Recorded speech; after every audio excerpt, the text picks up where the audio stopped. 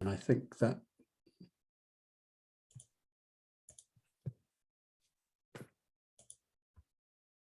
okay, well, good evening, everybody. And I'm going to take my headphones out because I don't want to hear myself. Happy New Year. Great to see so many HOS members. Sam, I can't hear anything. We now have so many more new. I've done that. That should mean they can hear us. Yeah, we can. Brian and Jill Love, would you mind putting your Doesn't make any difference mute on, anyway. please? Lovely, thank you. Right, start again. Happy New Year to everyone, and great to see so many of you here. We actually had 203 new members of HOS last year, which was just incredible, really. And if you're a new member of HOS, particularly welcome, and particularly welcome if you've never been to one of these talks before. So I'm going to take my headphones out now, and I'm going to run through for about 45 minutes or so some slides and talk about the birds that we have in winter, the late winter, and also in the spring. And there's already a talk online which is all about the birds to see in late autumn and early winter. So combine that with this. I'm not going to repeat too much of what I said that time, and hopefully you'll have the whole picture. So I did mention last time redwings and fieldfares and bramblings, birds that come to the Hampshire area in good numbers, actually, particularly in October, November, as they first arrive. Quite often numbers then go down because they move further west, searching for more food. And then really the point of putting the photo in is that their numbers may well now rise back up again because they are preparing for that journey back to Scandinavia. And of course, they have to come east to do that, and they'll pass through from the West Country. So look forward to more redwings and more fieldfares. At the moment, I think we've got many more fieldfares than redwings that I've noticed, certainly, and there's no shortage of them on some of the fields, although it's a bit of an all or nothing experience. You either see them or you don't, but they will be somewhere. But it has been a good winter for the brambling. Now, usually we don't get very many bramblings, and this year has been a bumper year for them, and there are plenty in the New Forest. They take a bit of finding. I actually drove the road that goes from Emery Down, just outside Lyndhurst, across to Boulderwood, and I did it at about 8:30 in the morning, and there were bramblings just flying up from the side of the road in the sort of litter, the leaf litter, just adjacent to the roadsides. You saw their white rumps as they were flying up. They were mixed in with chaffinches, but I must have seen between 100 and 200. But I went back 2 or 3 hours later, there were none to be seen. They've probably gone deep in the forest because it's a very busy national park. But there are plenty of bramblings around. And again, they're heading east when they go back, so they may well increase in number, might even visit gardens before they leave the UK. So it's not been a good year. So there's the white Titchfield Haven. I saw a great photo of that the other day, but we've not been seeing birds in the way we had in the past over at Blashford Lakes, although there has been a bird there too. So it's not been a good year for bitters, but having said that, we are expecting bittern to breed in Hampshire over sometime in the next 5 years. They are present in the summer now in at least one area, and I think there's a good chance that we will have them breeding if they haven't bred already, which is possible. I also mentioned Buick swans when I gave my first talk, and it's not been a good year for Buick swans either. Now, I know Gail Bennett asked a question about those, asking, are there any in the Avon Valley this winter? And the answer is no, absolutely none at all. We had a single bird in 2018, 2019, 2020, but that was the last sighting. And in fact, the last time we had a big number at all in the Avon Valley was in 2012. Now, this is a bird that's red listed in Europe. There are about 20,000 individuals that winter in Europe, split between here and the Netherlands, and their numbers are declining. They've lost their number by about a third in the last 20 years or so. And there are a number of things going on. They're being shot in Russia, where they breed. They have a lot of trouble, actually, when they're migrating, crashing into power lines and things like that. That causes a lot of deaths. There's also lead poisoning from the shot used by gunmen when they're out wildfowling, and the swans pick up the shot when they're feeding, and that lead basically poisons them. And I think also climate change is having a hand in this. I know it doesn't feel particularly warm at the moment, but we are generally having warmer winters, and Buick swans probably don't need to fly quite as far south in order to get the weather they want. So no Buick swans this year, I'm afraid.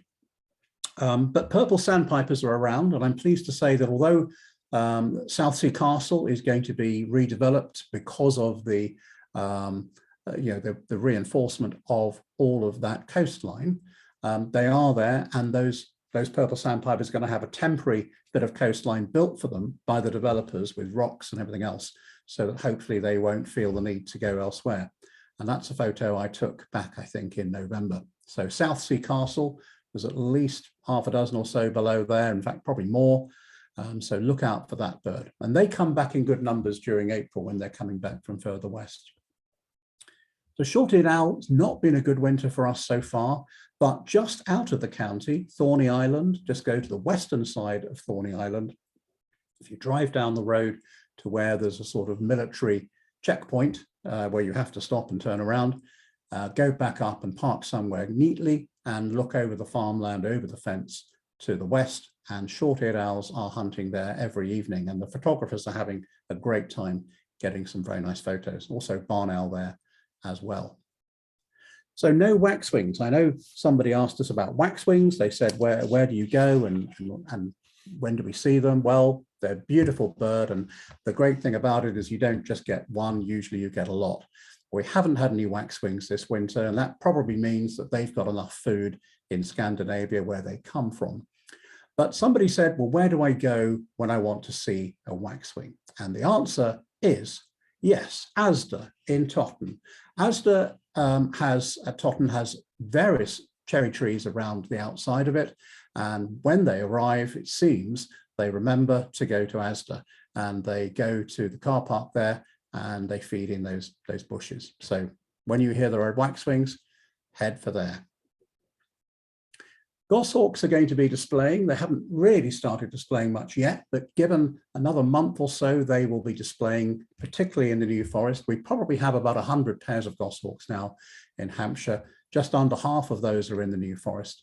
And if you want to see displaying goshawks, well, that was another question from somebody. Best place to go, I would say, is Acres Down, which is just northwest of Lyndhurst, and go there at about 10 o'clock on a sunny day and wait for a couple of hours. If you don't see them in 2 hours, then give up, because probably they're not displaying that day.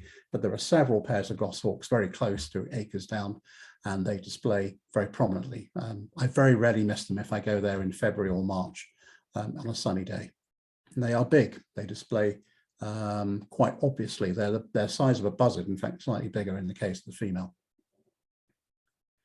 Hawfinches are around. There are lots of hawfinches in the New Forest, but it's a bird that's really hard to see. You know, you just get lucky occasionally and see a couple going over. You might even see hawfinches if you're looking for goshawks. I nearly see them flying off the sky from left, right, or right to left. But finding the roosts is quite a skill, and there are something like 40 roosts in the New Forest, but the details of those are kept fairly secret because we just don't want people disturbing them, and they are an important bird to us. We have more hawfinches than any other county in the UK, probably something like 400 or 500 in the winter. So I would say the Blackwater Arboretum down on the Boulderwood, not Boulderwood, the Rhinefield Road, just north of Brockenhurst. That's always been a good place for them. I know they're not as reliable there as they used to be, but they are there. Another place would be if you know where the Canadian Memorial is in the New Forest. So that's just south of the A31, where there's a road that goes under the A31. Park up by the Canadian Memorial, walk south towards the North Bentley enclosure. And basically all around there are holly bushes, plenty of berries, and there are chaffinches and other finches, and there are hawfinches mixed in with those. Now you might have to go several times. I've been and not seen them, so it's definitely not guaranteed, but that is one of the places where you're going to do better than elsewhere. Another bird to think about now is the woodlark. They are not quite back on their breeding territories, but in a month's time they will be. And when we surveyed them in the New Forest, we found about 140 breeding pairs. But they're on other heaths as well, up in the north of the county. And actually on farmland too, which is really impressive. They go on particularly farmland that's in higher areas. And that's an example of a bird that's actually diversifying into new habitats. So look out for the woodlark with its beautiful song, and they'll be singing in about a month's time. Now, I know a lot of people want to see lesser spotted woodpecker. It is really one of the gems of the New Forest, but I can tell you, having spent 2 days looking for them over this weekend, didn't see a single one, didn't hear one either. But another month or so, they will be calling much more and indeed drumming much more. Now, the drum is nothing like what you'd hear from a great spotted woodpecker. A great spotted woodpecker drum is quite short burst. It's literally a brr, like a drumstick. But if you listen to a lesser spotted woodpecker, it actually sounds like a pneumatic drill, almost like somebody drilling a hole in the road, but a burst of maybe 3 seconds. Now, great spotted woodpecker never does that. Great spotted woodpecker would be between half a second and a second. So if it goes on for 3 seconds, you've got a lesser spotted woodpecker. The New Forest is actually one of the best places in the country for them. We've probably got around 250 pairs. So hope you will connect with them. There are lots of them around in places like the Boulderwood area. If you go just east of Lyndhurst, that lovely area of Woodland, that's the sort of northeast of Lyndhurst, Rushpole Wood and so on, they are in there. So go out and listen for that drumming. I mentioned sandwich tern the last time, and this, of course, you'd think of as a summer visitor to Britain. And as you can see from the distribution map on the right, the blue areas around Africa is where this bird is during the winter, and the reddish areas are the areas where they breed. So what are they doing here? Well, for the last 50 years, a small number of sandwich terns have actually spent the winter with us. It's usually only half a dozen or so birds, but this year it's been much higher. Again, it could be driven by climate change. There's probably going to be between 12 and 20 sandwich terns that have been hanging about in the Solent and you know, along that general area. So there'll be a bird you'll see quite a lot of if you look more and more. And as they arrive over the next week or two, month or two, they will be in their summer plumage, which you can see here with a much darker head. So this is the first of the terns to come back in the spring. Chiffchaffs, well, you know, they are a summer migrant, but chiffchaffs are with us during the winter as well, which is a bit confusing, but they like to be near sewage farms and places like that, because in places like sewage farms, there are insects flying around because there's usually sort of slightly warmer areas and slightly warmer water, doesn't freeze over. So there's a typical chiffchaff, but you may have heard about this, the Siberian chiffchaff.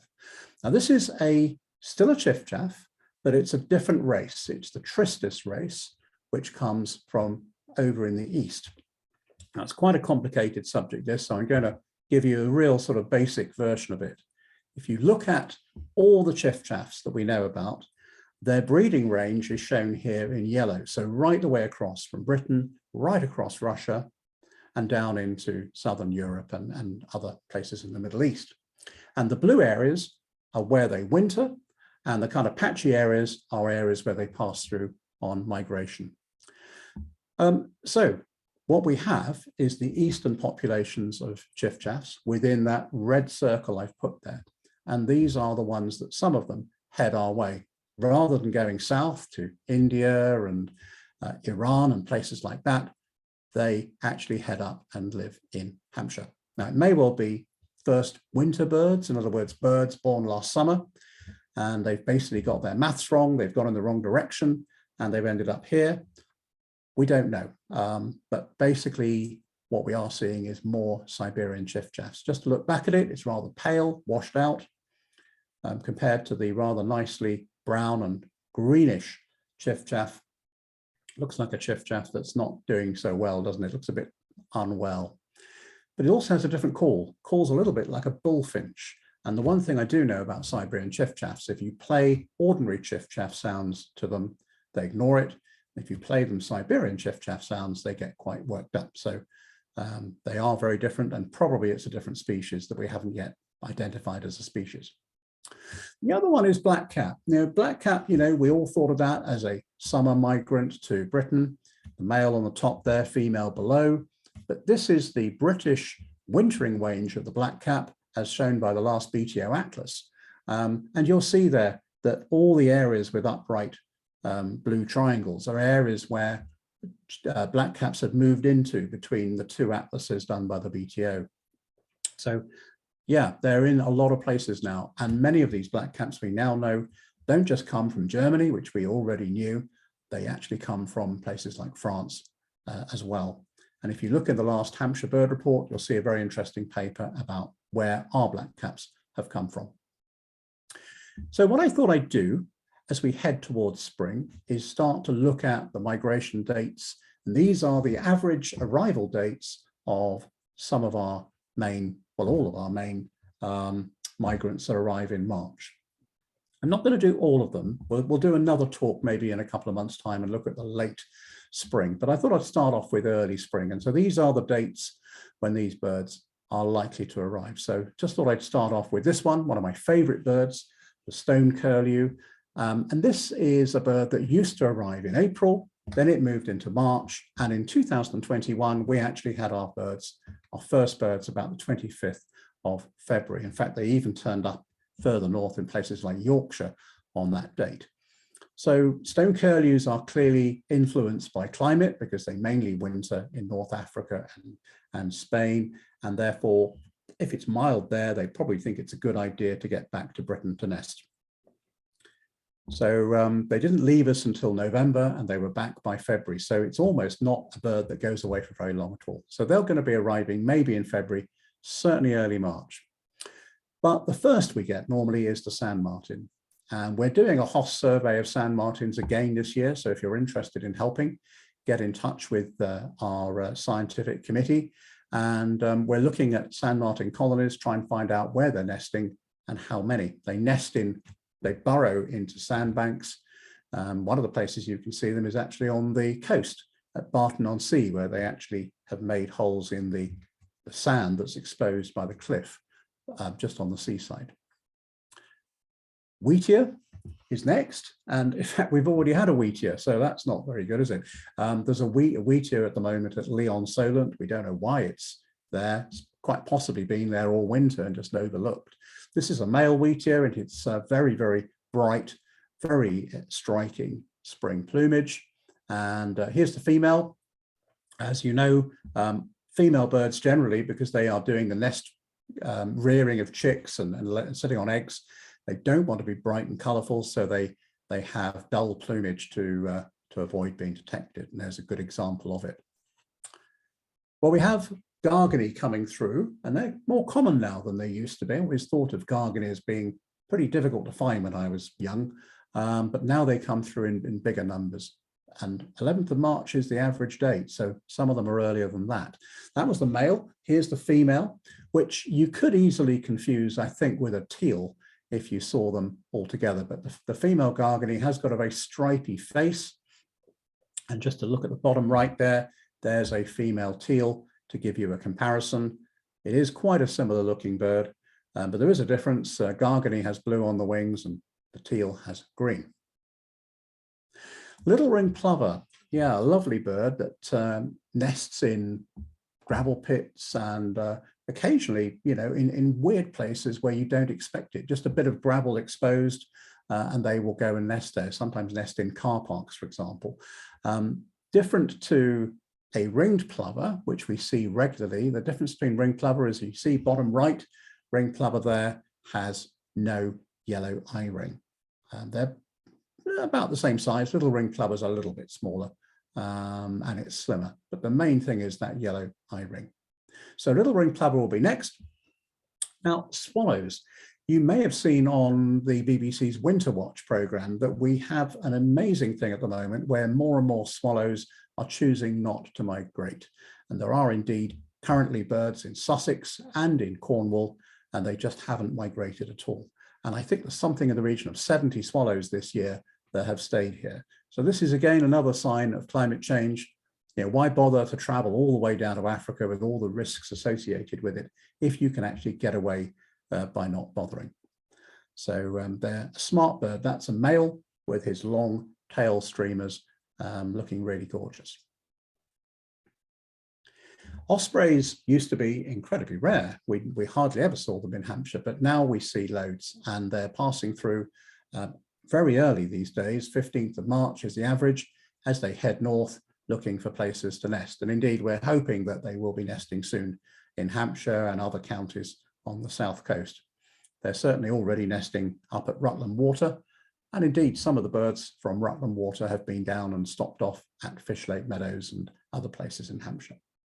So that's a good bird to have on our list. The population in the UK is doing incredibly well. It's now something like 150 to 200 pairs nesting. Now, if you remember the chiffchaff, it was a sort of dull greeny brown. And here you have willow warbler with very, very bright green colours. The main difference really, I think, is the song. Totally different sound. I mean, chiffchaff calls its own name, chiffchaff, and a willow warbler's got a beautiful silvery cadence going down the scale. The chiffchaff has dark legs, willow warbler has pale legs, which is a help, but they are still quite confusing. Well, we're seeing many fewer willow warblers now. It used to be a common bird around Hampshire. And again, this is going to be an indication of climate change. The willow warblers probably like it a little bit cooler than it is at the moment. And if you go to Scotland, where it is now the sort of temperature that it used to be in Hampshire 20 years ago, well, we're finding more willow warblers in Scotland. They go there rather than being here. So I'm afraid willow warblers are a bird that we're not going to see as much of in the future. So basically, climate change is a bit like getting a piece of tracing paper with the birds' distribution. And as the climate warms up a little bit more every 10 years or so, you just move that tracing paper up and you'll see the birds' distribution changes. We're benefiting, though, in some ways, because we've now got things like little egrets, great white egret, and of course, cattle egret, all of them continental European birds that have chosen to be with us because it's now a bit warmer. House martin, 22nd of March. So we're moving on a bit. House martins are doing okay, really, but they do need help. And if you do have a house that had house martins nesting under the eaves and they're not nesting now, why not put up a nest box for them? When I say they're doing okay, we still see plenty of them, but it may be that they're doing better further north. There are certainly some colonies that have been cleaned out. I know, for example, somebody went down through, I think, Ringwood or Fordingbridge, I forget now, and actually took all the nests off the buildings, which is a real shame. We actually still don't fully know where house martins winter. We know they go to Africa. I've seen them when I've been on holiday there, but I've only just seen one or two. But there are probably something like, I don't know, 50 million or so house martins across the whole of their range, and we just don't know where they go in Africa. It may be that they actually fly at very high altitude because they actually have feathered legs, unlike any of their sister and brother relationships like sand martins and swallows. They don't have feathered legs. So it may be that the house martins go very, very high and therefore need that extra comfort around their legs. Well, if you're lucky, you might find a ring ouzel. Chances are, if you're going to see one, you've gone out to find it. You probably won't bump into a ring ouzel without putting a bit of effort in. Now, the 2 or 3 places where they really do like to go to: Beacon Hill near Burghclere, just west of Newbury, as you go up the A34 on the west side. They go there. It's a bit of a steep climb, but if you go there in late March, early April, there's a chance of seeing a ring ouzel, early morning in particular. Old Winchester Hill's another place. The other hill, I'm just trying to give it down on the by the A3, think of it in a minute, is another place to go. Just haven't got the name just at the moment, but they're also in the New Forest sometimes around Leadenhall. So basically like a blackbird with a white bib, very striking, and one to look out for in spring. But we still haven't got to April, and we're talking about all our migrants. Tree pipit is a bird that does arrive first compared to some of the other migrants we see on the heathlands, very early arrival, and 28th of March is the date when you might see that, particularly the New Forest and some of the northern heaths. Sadly declining at the moment, we're not quite sure why, but still quite a number of them, it's not rare. So getting into the warblers. as we come to the end of March. Sedge warbler usually arrives first, and yellow wagtail is the next day after that. And yeah, and then common tern. Common terns are quite widespread. You find them not only on the coast, but also on some of the inland lakes. You see them at places like Fleet Pond and Raisbury gravel pits, not Raisbury, Eversley gravel pits, and Fish Lake Meadows. So there's plenty of common terns around. Okay, so a quick look ahead to April. These are the spring arrivals in the first half of April. As I said, I won't bother with the second half just yet. So yeah, Arctic skua. This is a bird worth looking for out at places like if you stand at somewhere like Gilkicker Point, not far from sort of Gosport, Hurst Beach, or Milford-on-Sea, looking out to sea there. They start coming through from about the 1st of April, and basically it takes quite a while for the population to pass through. They fly east actually in the spring. They're heading along east towards Sussex and then Kent, and they take a sharp left and they go up the east coast of England. In the autumn, not surprisingly, they're usually going west as they head back down south. These birds are really quite common in places like the Bay of Biscay in the winter months. And they don't come close like this, I'm afraid. They're usually quite a long way out to sea, but worth looking out for, the Arctic skua. Now the cuckoo, interesting one this. The cuckoo is struggling a bit at the moment. 2nd of April is the date when we generally get our first record. That's a little bit earlier than it used to be, but it's not a lot earlier. And the cuckoo is really struggling in some areas. And one of the reasons is that some of them are breeding by laying eggs into the nests of things like dunnocks, for example, one of the commonest birds they use, or meadow pipits on the moors. And those birds are now nesting earlier. They're nesting maybe 2 or 3 weeks earlier than they did 20 years ago. Now, the cuckoo doesn't know this. So the cuckoo arrives, female cuckoo is planning to lay her eggs in those birds' nests. And because they're already laid their eggs, they've probably already got chicks in. It's too late for the cuckoo to lay her eggs in their nests. So the cuckoo has to wait for the second brood, which is going to be a couple of months on. So they've missed an opportunity to nest. So it's actually probably going to be a bit of a shift in the population of cuckoos, because as I mentioned earlier, sedge warbler and reed warbler, which is just about to come up, they arrive about the same time as the cuckoo. So the cuckoo can still nest in their nests, but things like dunnocks and meadow pipits are now getting away without being messed about by the cuckoo. Redstart. Now, this is a beautiful bird we get in our woodlands, particularly, well, only really, I'm afraid, in the New Forest in Hampshire. There used to be more widespread. There's the male, there's the female. She's much duller, although she's still got that beautiful striking red tail. It's worth just taking a bit of care. If you see a bird like this on the coast, maybe somewhere like Milford-on-Sea or maybe anywhere around Southampton, it's more likely to be a black redstart because they actually do nest there. And female black redstarts and female common redstarts are quite hard to tell apart. But anyway, there's the male with his striking plumage. We do really well for redstarts in the New Forest. I mean, I went through last summer and I was finding them really in good numbers. They're doing well with us. And hobby, a migrant raptor, a small falcon, sort of, I guess, kestrel size, slightly smaller maybe, but a bird you'll find on the heaths. When you first see it, it looks a little bit more like a peregrine and the way it flies rather than a kestrel. But if you get a good view, you might just see the red around the feet, which we tend to call the trousers. But worth knowing that unlike many birds that are migrants that stay in Africa until they're mature, hobbies actually come back when they are still young. So a hobby born in Hampshire last summer will come back this summer. And at that point in its first year, it won't have the red trousers. So if you see a hobby without red trousers, that's why. It does get a bit confusing. So the young birds come and live in amongst the population in the New Forest. But sadly, numbers in New Forest are not doing as well as they used to. They are not getting on well with our goshawks. I don't know that goshawks necessarily go around killing them, but I mean, who wants to live next door to a goshawk? It's like living next door to a drug dealer. It is not good. And hobbies have decided to quit the New Forest. There's only about 4 pairs left, whereas there used to be 14.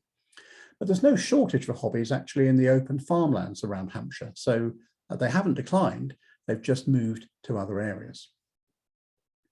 I mentioned reed warbler, a bird that's, I'm afraid, predated by the cuckoo, which is a parasitic bird that lays its eggs in the reed warbler's nests. Plenty of them, and indeed plenty of common whitethroats as well. Whitethroat, having said that, is now amber listed. They were green listed, so they're now amber, which means that they nationally are not doing as well as they used to. But from what I've seen in Hampshire, we have plenty. A bird that's not doing well, though, I'm afraid, is the nightingale. And indeed, it's a bird we could easily lose in the next 10 to 20 years. Nightingales are migrants that arrive on the 9th of April. They're quite specific in the type of woods they like. They are mainly around the sort of Botley and Whiteley pastures area of Hampshire, and there are a few around Casbrook, just near Romsey. But it is a hard bird to find these days. And we generally don't put out news about where they are because, unfortunately, too many people go out and then the birds get disturbed, which causes an even greater problem than they face already.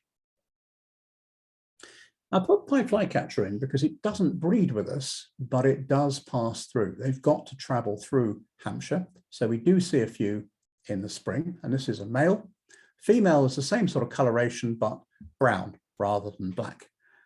And the male's the one you're most likely to spot because he's probably going to be singing, and just occasionally, probably every other year, a male will take up territory for a week or so in somewhere like the New Forest, but then move on. They're mainly nesting further north in Yorkshire and also in Wales. Well, I mentioned the common tern earlier. Common tern's got a black tip to the beak. This is the Arctic tern, which has got a pure red beak, although there are some common terns that have pure red beaks as well, just to confuse things.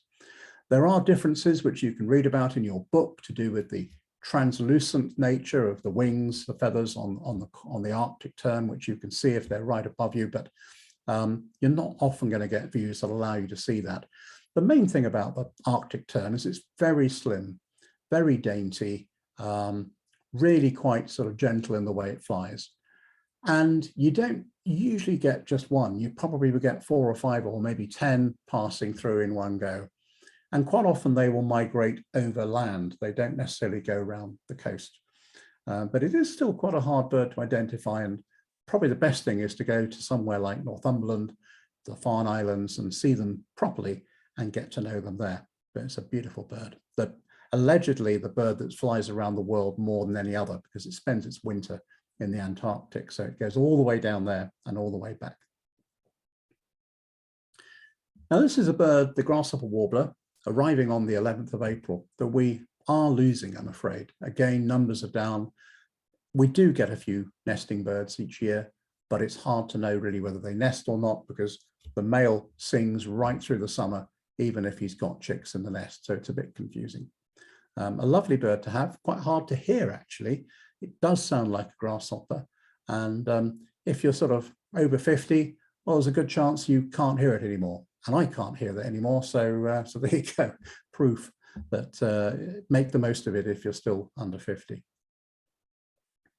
Garden warbler, a bird that's, I think, underrated. It looks a bit boring, doesn't really do anything interesting. Sounds really like a blackcap. So, I mean, I often listen to them and think, yeah, we listen to blackcap or garden warbler. The songs, until you know them well, are really similar. My main tip would be blackcap sings short bursts with gaps, whereas the garden warbler very often sings long bursts with not many gaps and seems to be rushing quite a bit. It's in a hurry. It's also a bit deeper, so deeper voiced bird than the blackcap. But have a listen to the tapes. Oh, showing my age there, tapes, goodness me. If I gave a talk to our young members in Hoss and mentioned the word tapes, they'd have to ask me what I was on about. Have a listen to the app on your phone. Swifts arrive from about the 12th of April onwards. They are, I'm afraid, suffering greatly at the moment. A lot of roofs are being repaired, particularly churches and things like that, old houses. And when they come back, they find that there aren't any holes left for them. So we in Hoss are trying really hard to persuade builders to put more Swift bricks into brand new houses. And I'm pleased to say that Carla Homes, who build a lot of houses around the southeast, have been very good. They were going to put one Swift box in for every 100 houses, and now they've agreed to put one Swift box for each house, which is a tremendous turnaround, and we're very pleased. Little terns, a dainty bird, not doing so well, nests on places where there are sandy beaches, usually in our cases on islands in Hampshire, because the beaches are just too busy.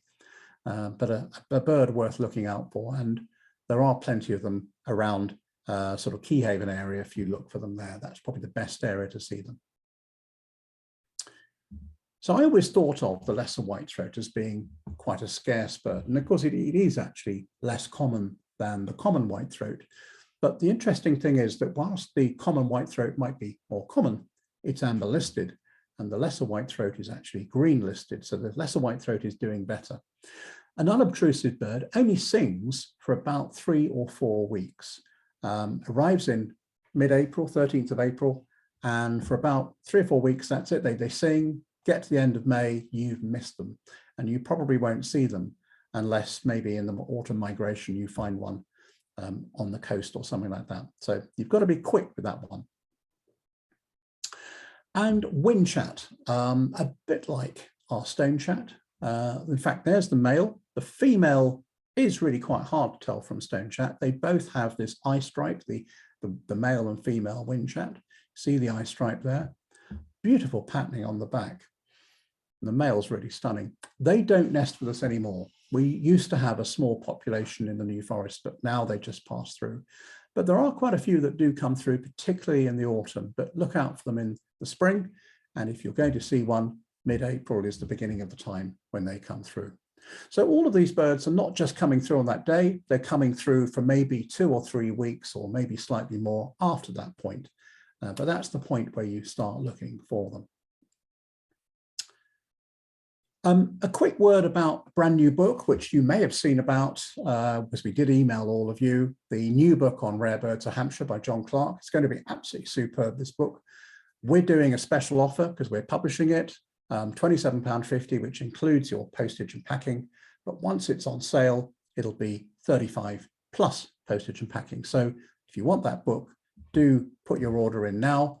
The offer runs out at the end of February, and it will be a great book. I've been looking through some of the pages, and we've not just got rare birds like the wonderful Wilson's phalarope, which we all enjoyed 2 years ago, but also commoner rare birds like the wryneck, a bird that we see every year if we're lucky, but is still a rarity. So it covers everything. And a little bit of self-promotion may expect. I've got a new book out, which was written about 30 years ago by 2 friends of mine, but I've just done the revision of it, 5th edition, Where to Watch Birds in Dorset, Hampshire and the Isle of Wight. £25 is the price. I will be at the Hoss scientific meeting coming up very soon, the field workers meeting, I mean by that, and also the Hoss Members Day, and I'll be selling them there. So if you do want one, there'll be £20 on that day, and I'll happily sign it too. And just so you've got them for your date, your diaries, the Hoss Field Workers meeting is on the 26th of February. That's at the Memorial Hall in Littleton, just outside Winchester, and the Hoss Members Day on the 2nd of April at St Swithin's School, just outside Winchester. Now, because of COVID, we've obviously decided that we need to manage our numbers carefully to make sure you're all as safe as we can make you. So do please book for both of those. The booking forms for the Members Day haven't gone out yet, so you're not missing that. But the field workers meeting, the details are already on the Hoss website, and you do need to book. Good news about the Members Day is that Chris Packham assures me he's going to be there, so that'll be good. Always adds a bit of sparkle to the day. And Barry, I'm going to hand back to you. I've answered a few of the questions already, but I'm sure there are some others. So I'll stop sharing the screen and I'll let you share the question and answers. Thanks, Keith. Thanks ever so much, as ever, for that informative run through of what we can see right now and over the coming weeks and a few months. There's a couple of species-related questions before one or two more general ones. One on Dartford warblers. So when and where, looking ahead a little bit, might people get the chance to see a Dartford warbler? Let's start with that one. Okay. Well, Dartford warblers are very widespread in the New Forest and on many of the heaths. So depending on where you live in the north of Hampshire, any of those Thames Basin heaths, Ludshot Common, place like that, just find any area that's got plenty of gorse. And that's usually where you'll get the Dartford warblers. They're not rare in the New Forest. There's probably 400 pairs, but because they spend the winter with us, they get absolutely clobbered in a very cold winter. And we had a cold winter about 4 years ago. So they're building the numbers back up. But they're not difficult to see. Just maybe you have to put a bit of time in. The other species related one was long-tailed tits, Keith. And one of our... this was Linda. Yeah, Linda saying she hadn't seen them this year. Any general view in terms of their whereabouts this winter? I think long-tailed tits are a bit of an all or nothing thing. Again, you know, if you see them, you see about 8 or 9 as they come through your garden. And if you're just unlucky, you miss them. And I don't often see them in my garden, and when I do, it's great. But I suspect they may have just nipped in when you weren't there, Linda. You were probably busy photographing the peregrines in New Milton, and therefore the birds came in when you were out. So more time in your garden, less time on the peregrines. I can't believe that's going to happen though, because she's there every day. There you go. Well, at least you're giving her a steer, Keith.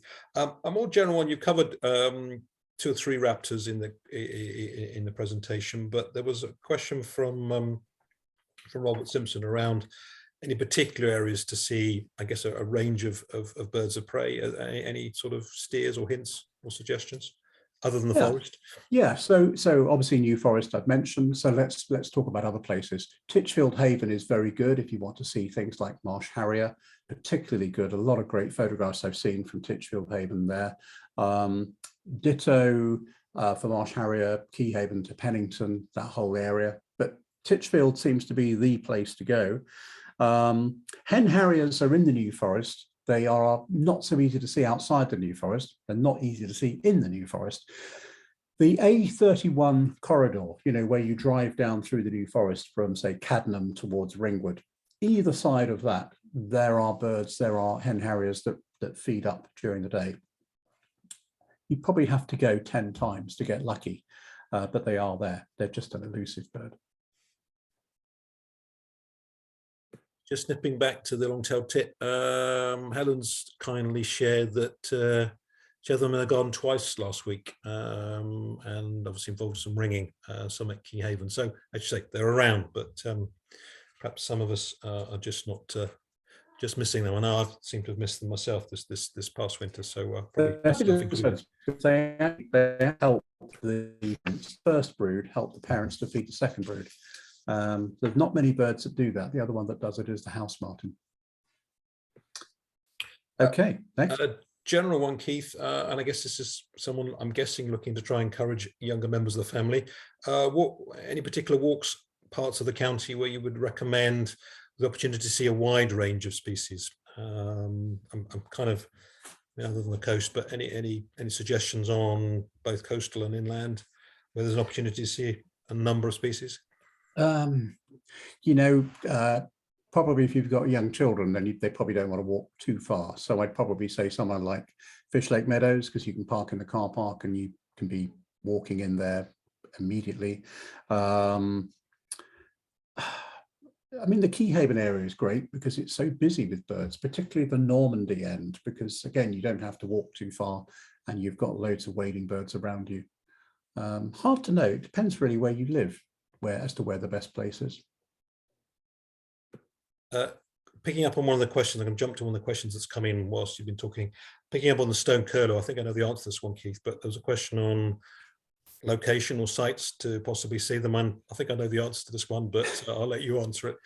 Well, you know, stone curlews are masters at hiding, and I work on stone curlews, so I know how hard they hide.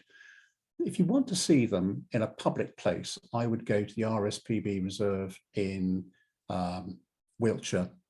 I think they call it Normanton Down, but they have screens up so you can watch the stone curlews really well. So that's a public place you can go to, and there's plenty of people around to help you. In Hampshire, it's a hard one. I mean, the best place probably to see stone curlew without disturbing them is just at Porton Down, which, I mean, sounds crazy. You can't go into Porton Down without getting shot. But the line where Porton Down, on the eastern side of Porton Down, is just west of the Wallops, and there's a farm called Croft Farm, and there's a public footpath through it. And if you just walk up and down the perimeter fence of Porton Down, you will have a very good chance of seeing stone curlews over on the western side, in the area where you're not allowed to go. So I'm happy to tell you that, or head over to Wiltshire. You'll probably see them better in Wiltshire because they're set up for that. Little mention, Blashford Lakes just had a plug for a good location to go, as you know, Keith, particularly. That's a good one. Yes. I mean, the great thing about, I took a group of kids around Blashford Lakes recently, and they loved it because there are the woodland hide with all the feeding stations and so on. So yes, good. Didn't think of that straight away. It's a good answer. Let me try and interpret this one. This is a good question. I think you mentioned earlier about the some of more historical resident birds sometimes actually not choosing to migrate back, becoming more resident. Question here about whether those that have migrated and become more resident wait for those the fellow species that are migrating to breed, or are we seeing interbreeding within those that have become resident? Any view on whether we're seeing a mixture of breeding from between those that are staying resident with their fellow species that are choosing to still migrate? I mean, is there any data out there? Oh gosh, I don't know. I don't think anybody knows. Yeah. So in other words, if you've got a species that does migrate, but not all of them do they mix up? I guess they all breed with each other. A lot of these birds are very short-lived. You know, they live 4 years. So they don't have a lot of time to spend courting, and they tend to breed with whoever's nearest, which is the truth of it. Larger birds, they will breed with the same partner year in, year out. I mean, look at Winnie and Chester, the peregrines in Winchester. We sadly lost Chester. Winnie's now got to find a new mate, but they were together for about 10, 12 years, you know.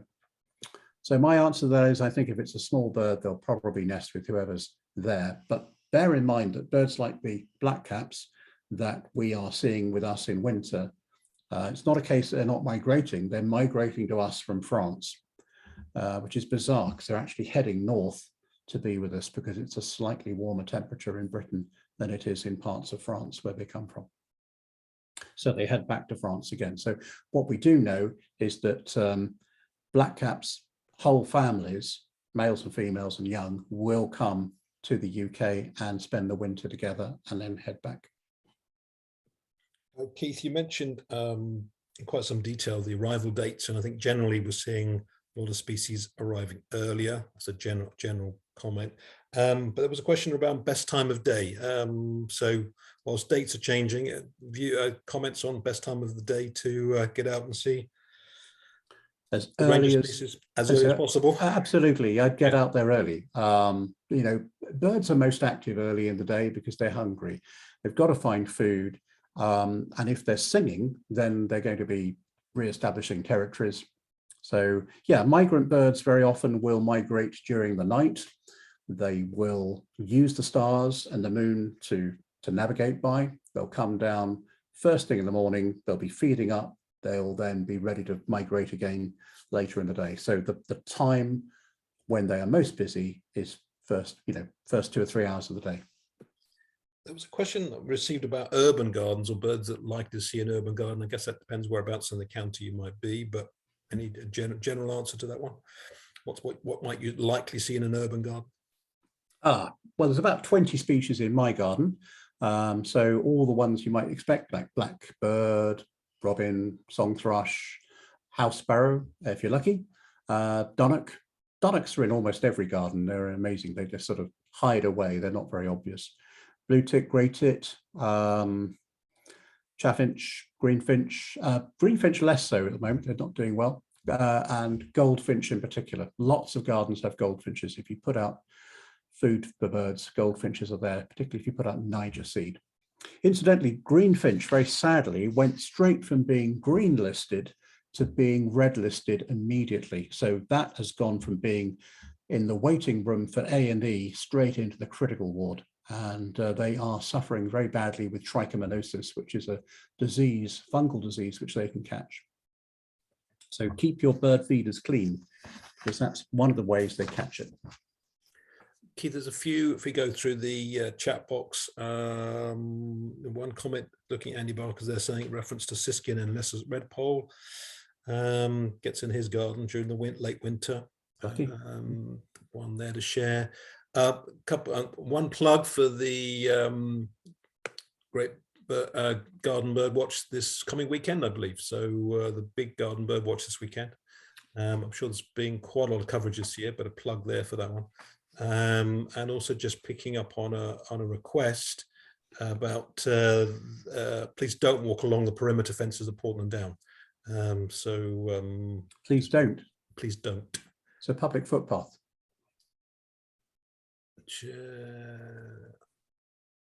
Okay. Just sharing as a plug there for our request along the perimeters. That was Keith. Keith, do you want to unmute yourself? Yes. Sorry, just very quickly. The public footpath is okay. Sorry, when you said the perimeter fences, I thought you were trying to get better views and you would go up to the perimeter fences around the base. Please don't do that. Okay. Thank you. Thanks, Keith. I think that's pretty much all the questions I've picked up, both posted before and so far, but we've got a few more minutes if anyone's got any other questions they'd like to pose to Keith. Just to answer one point there with Keith's question about the perimeter fence, I've been watching the birds at Portland Down on the public footpath. Never been asked any questions, but clearly, of course, if you do go in, you're going to get arrested. There was a couple of questions. I noticed there was one that came in from somebody who asked about what is it that prompts birds to migrate? Is it temperature or is it daylight? And I think the simplest answer I can give to that is it's generally the daylight hours. So birds follow the clock. And so you notice our peregrines, they tend to nest and lay eggs almost in the same week they always did. It's driven by the day length.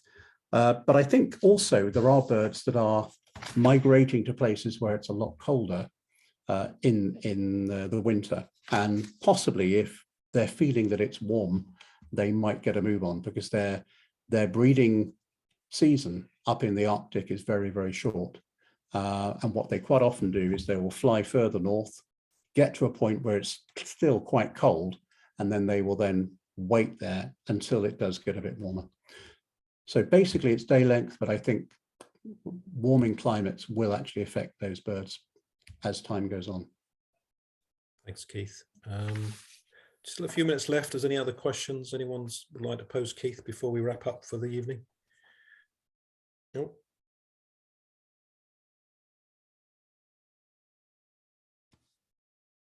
One, just another swan related question just coming, Keith. I don't know if you've seen it. Whooper swans. No Bewick, but Hooper swan, yes, there are no Bewicks, but are there any hoopers? There was one Hooper swan came in this last winter. Forget the date. It was in November, I think, and it came into Keyhaven and Pennington, landed, had a look around, spent a day there, and then went to Ripley Farm Reservoir. So, but there has been a sort of rogue Hooper swan doing the rounds of southern England, turning up in the middle of summer, and we don't know exactly where it's come from. So it might be that bird that's come back. You may remember it was in the Avon Valley 2 or 3 years ago. Right, I think that's all the questions, Keith. I'll give a final opportunity. Otherwise, we'll do a wrap up and say good evening to everyone. But, I'm glad. And Andy Barker had a nice walk as a result of buying my book. That's good to know. That's worth. Ah, yes, thank you. Butts a Hill. Thank you, Peter Hyde. my memory was going. Butser Hill is the place where ring ousels can be seen. So that's just not south of Petersfield. Park in the car park there, cost a bit of money, and walk up the hill. Yeah. Well, Keith Partridge up in is doing all right with his greenfinches up in the northern part of the country, by the looks of it. So obviously, yeah, further north faring well. So yeah, I think that's it, Keith. Great. Well, I don't know how many people missed out today, but we got our 100.